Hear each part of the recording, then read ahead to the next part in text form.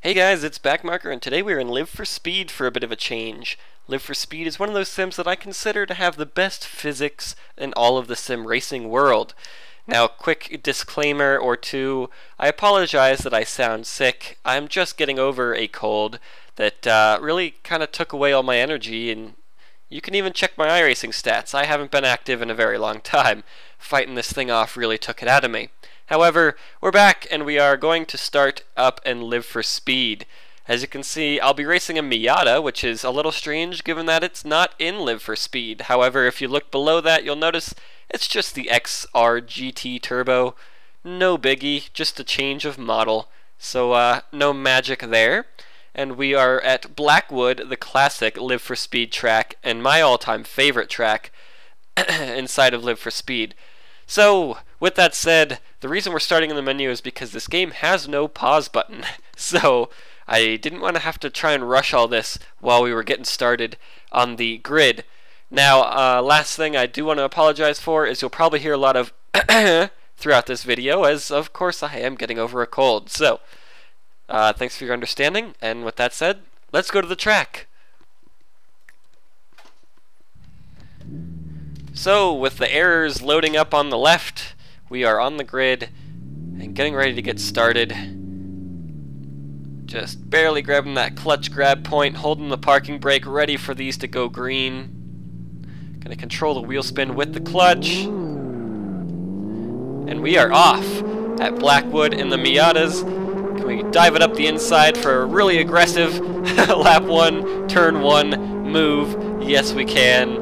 And we are ready to race at Blackwood. Mr. AI getting quite aggressive through that initial hairpin, getting bumped on the left side a couple times, but that's what happens when you race little cars like this. You get aggressive, and we're going to go into the back of the blue car almost. As we stacked up through the chicane, looked like a car might have gotten a bit sideways and out of shape. But we are using a modified sound for the exhaust. If you hit Shift A and Live for Speed, all these settings come up and you can adjust yourself. So I tried to make it sound as close as possible to a real Miata. As we're going to dive up the inside here, try and get a position on this blue car as he pinches us to the inside. Gonna drift it out a little bit, but we did complete the pass, and we will focus our sights on this red car up ahead. We are only doing a quick 10-lap race here, but that's all you really need when it comes to Live for Speed, because this game has the most accurate physics to what I've driven in real life, so it definitely wears you out over time, and the tires actually wear and heat up as they should in other sims, so when you overcook things, your race gets a lot harder. But we will do our best to finish cleanly here, and I'm looking for a top 5. I'm looking for a top 5. Our fastest lap ever around here has been a 1:28 something. So we'll try and get that again as we have a bit of a dive up the inside there by accident. I believe I might have locked up a wheel by accident. You'll notice that the little wheel diagram live update thing on the bottom of the screen, if you notice any of the wheels turn orange, that means they are locked. This car does have ABS, but it's not very strong ABS, and it's very possible to lock up a wheel in this car. So I'm going to try again for the dive down here, since everyone brakes a little early. As you can see, a little flashing of the orange on the tires there means they were locking up on the ABS a little bit, but nothing we need to worry about. Sorry about that. Again, the whole cold thing. Getting a little drifty out of that corner. The Miata probably not having as much power as this car does in the sim, but it's definitely fun, so why not? I'd rather have fun. Whee! No kidding. If I wanted to, I could go race a real Miata and have the most realistic race of my time, but I don't have the money or the time for that, so I will not be doing that. 130 is still pretty slow, but we are stuck in traffic. We're going to try and dive it up the inside as he brakes extremely early. Not going to try and collect the white car, though, because that would be one heck of a dive. We make the pass stick and get a little drifty through the start of the chicane. The chicane being my worst part on the track. Not sure why, still trying to figure that out. But man, do I love this sim. It's an oldie but goodie. It's they're working on a new tire model, and I really, really, really hope that they don't destroy what they've got here, because this is essentially perfection in my book. If we could have this sim with Race Room's sounds and Project Cars graphics and iRacing's multiplayer, you would essentially have my sim racing wet dream. Oh, stick! Oh, little pushy there. We're gonna try and dive it up the inside here. Nope, just kidding. He got a little off the brakes there and was able to make it stick himself, so we'll stick back here and try it in turn one as if we can get a good run off this corner. Hopefully put the power down nicely. These cars do have enough wheel spin to get you sideways, as you've seen so far. 129, the wheels are starting to come in a little bit. You can see down there, there's still a little blue. Blue is cold, green is up to temperature, and as the colors get warmer into the oranges and reds, that's overheated. And of course, your tires will start to really not grab as much when they're overheated, and they won't grab as much when they're cold either. So you can tell by our lap times coming up that our tires are coming up, and if you check down below, you can see that indeed the tires have turned a little more turquoise. So it's definitely a mix between blue and green. So we're getting there. But we're only 4 laps in and in 7th place, so we need to start making some moves. I'm not going to make one here. I'd rather have the good exit here without the drift, preferably. Unfortunately, the little slide there killed our forward momentum. Out of the corner, we'll give him a little bump, let him know we're here. Give him another one. And juke to his inside. And try and outbrake him here. As he gets on the brakes early and then realizes his mistake. We'll try it again, but no dice. As we make a big mistake and slide out a little bit, we'll have to stick behind him through the first half of this course again. And, unfortunately, make it through the chicane, hopefully fairly well. As I said, that is my worst part on the track where I lose the most time, but he gets way out of shape in the braking zone. Going for the pass, he makes it stick, surprisingly. But that was a heck of a... That was a heck of a braking event he had there. And as you can see, we lose all our time through the chicane because I suck at it.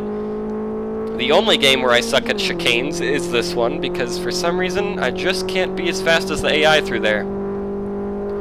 However, in every other sim, you give me a chicane and I am the happiest man in the world.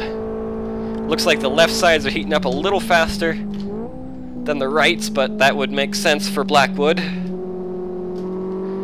if you count the left-right turns and what they are like. As you can see, those two left-handers are a lot more demanding of the tires than that right-hander right there. And then we come into another left-hander right here that demands a lot of the tires again. So Blackwood definitely hard on the left sides versus the right sides. We take up a lot of track out there. Doing this very GP laps style. I just actually watched his newest video, so I guess it rubbed off a little on me by accident. I like his style of commentary, and apparently I've adopted it. So I apologize to him for slightly stealing his style, but he should be honored as the blue car gets way out of shape, trying for the same pass as the white car, and it'll look like he makes it stick. I'm going to try and capitalize on their too wideness here. Unfortunately, they will probably get away through the chicane. I'm going to try and be as aggressive as I can on the curbs just to make it stick and hopefully grab some slipstream down the straightaway. But they are closer than I am and will probably get more speed. And we're 60% done with this race, so we need to hurry up and grab those two guys, because those two guys are what separates me and my goal of a top 5 finish. So we'll try and get through here really well without drifting or power sliding, which is exactly what we did. And we'll try and do the same here. And then after this right-hander, we will try to position ourselves for a pass on the next left-hander, but I don't think we'll be able to make it stick. We'll brake pretty late to see if we can, but we won't, and we will stick behind these guys yet again unless I can make it stick to this last corner, but I never have been in the past. So we'll pinch him in the braking zone. He turns into us quite a bit. I save the slide and push him wide. That was a dirty move on my part, but well, I don't think we can blame him at all. That was a pretty dirty dive by me, but when we're 70% done with this race and my goal is a top 5, by God, I'll get that top 5. So now we set our sights on this blue car, and preferably not with the same aggression as that white car, because that, I will admit, was a little too much to be safe. And it looks like he lost 2 positions because of me instead of just 1. So if I could, I would apologize to him after the race, but since he is an AI, I will not give him his position back because it doesn't mean anything. He will not forgive me if I do so he can stay back there for all I care. Now that blue car is all that separates me and a top 5 finish. As we start to slide around a little more, trying to catch him.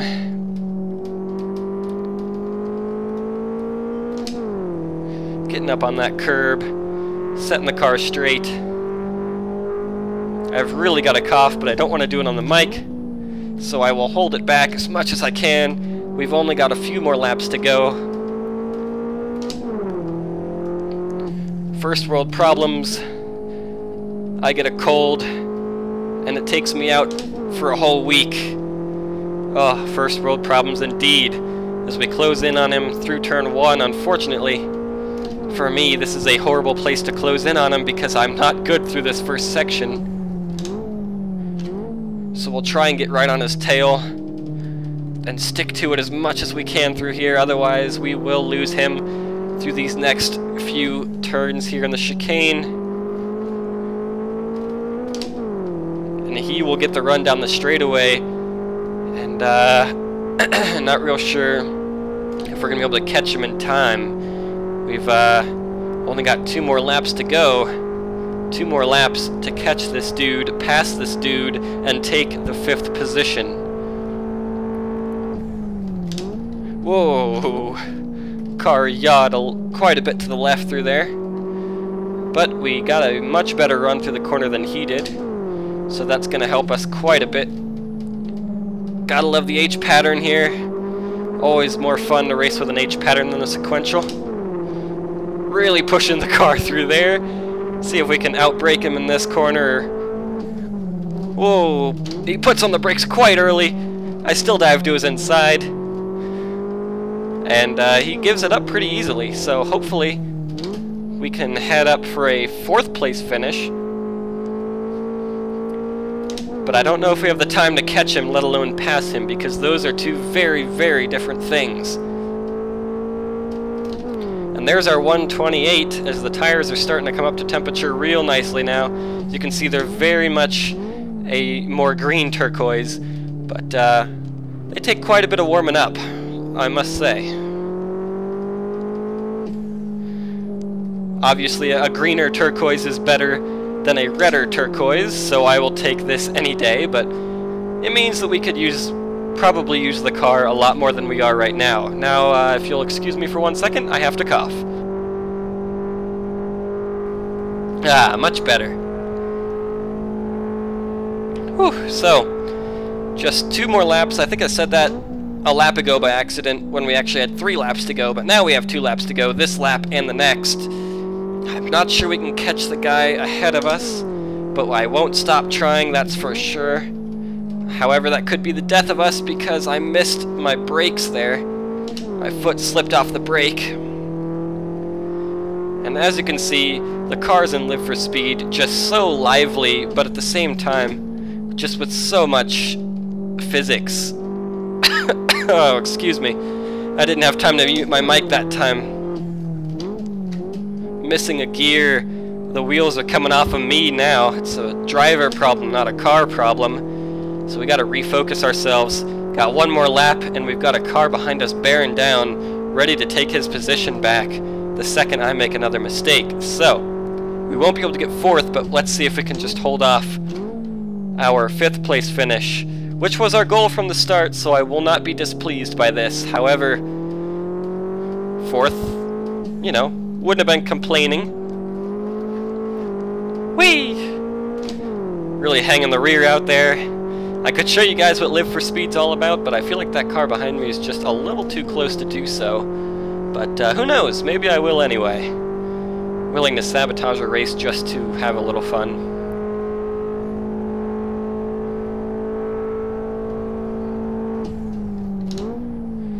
As we come into one of my favorite corners on this track, I guess I will be showing you guys what Live for Speed's all about. By complete accident. That wasn't the biggest slide I could have done, though. Definitely saved it a little too much. Yeah, let's just have a little fun throughout the rest of this race, hey? That car's way back there. No need. So we'll just throw the car around these last couple corners. Getting a little understeer by accident. Probably threw it in a little too hard. Really nailing the curb in that drift.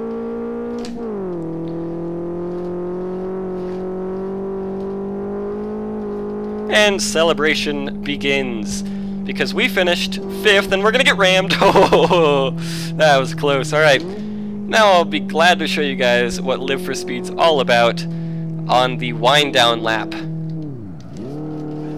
Whoops. I'm not very good at drifting in hairpins. I still haven't quite figured it out. I know you need the handbrake, but I just don't know how much handbrake you really need.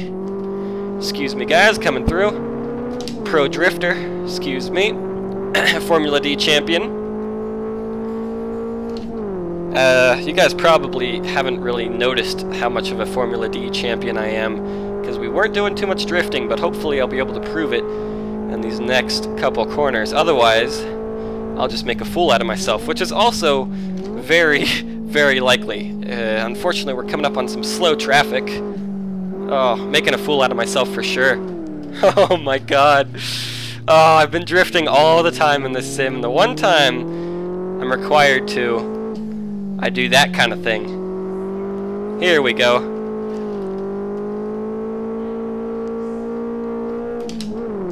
We'll do one more cooldown lap just to redeem ourselves, because that was a bit pathetic coming into my favorite corner to drift in and not drifting. Dump the clutch just to get it sideways. It'll probably be a lot easier without the traffic on the track.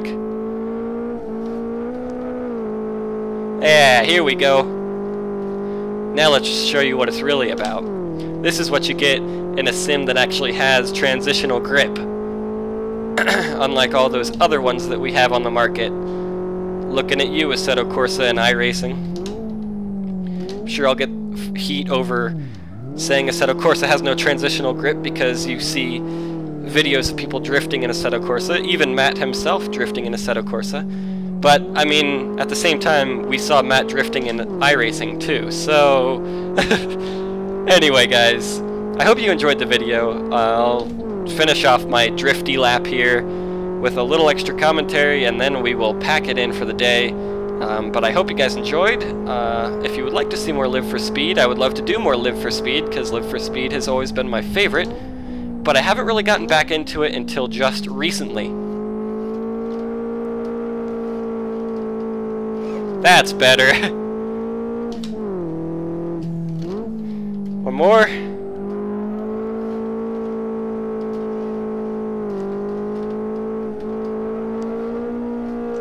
Ooh, too much. Oh no. I almost saved it, but got a little panicky at the end.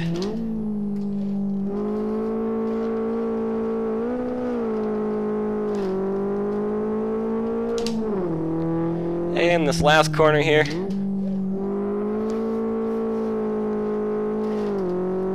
Alright guys, I hope you enjoyed the video.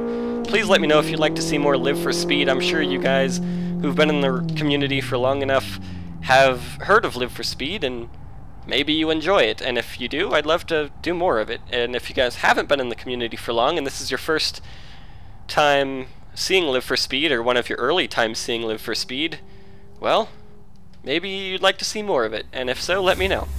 Otherwise, guys, I hope you enjoyed the video, and until next time, I will see you later.